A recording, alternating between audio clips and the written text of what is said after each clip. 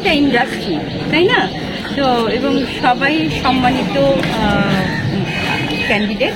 তো ইনশাল্লাহ আমাদের এই প্যানেল জিতলে আপনার কি কি প্রতিশ্রুতিগুলো শিল্পীদের পূরণ করবেন, আর হারলে কিভাবে এর সাথে থাকবেন? হারলেও আমরা শিল্পীদের সাথে আছি, জিতলে তো আছি। তবে আমি যেটা বলি যে প্রথমত আমাদের শিল্পীদের যে কোনো মানে সাধারণ সম্পাদক আসলেই হচ্ছে আমাদের শিল্পীদেরকে হুটহাট করে যে বাদ দেওয়া হচ্ছে, এই জিনিসটা টোটালি অফ করতে হবে। কারণ প্রতিটা শিল্পী অনেক কষ্ট করে, অনেক পরিশ্রম করে একটা জায়গায় আসেন, তো তাদেরকে হুটহাট করে বাদ দেওয়া যাবে না।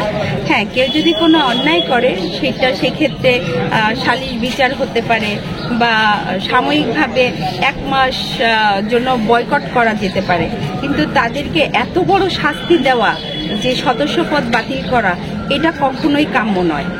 আর দ্বিতীয় হচ্ছে আমাদের অনেক সিনিয়র সম্মানিত শিল্পীরা রয়েছেন, তাদেরকে যে অসম্মান করে জাতির কাছে হেয় করা, এই জিনিসটা বন্ধ করা উচিত।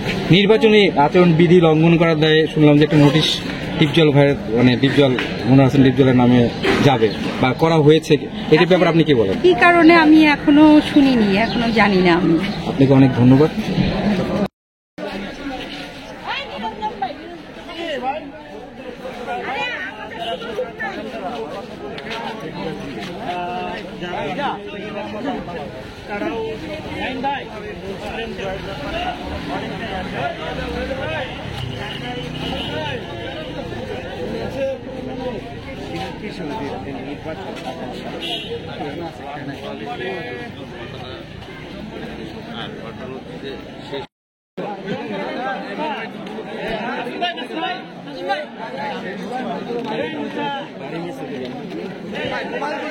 ভাই সামনে তো সরে যান।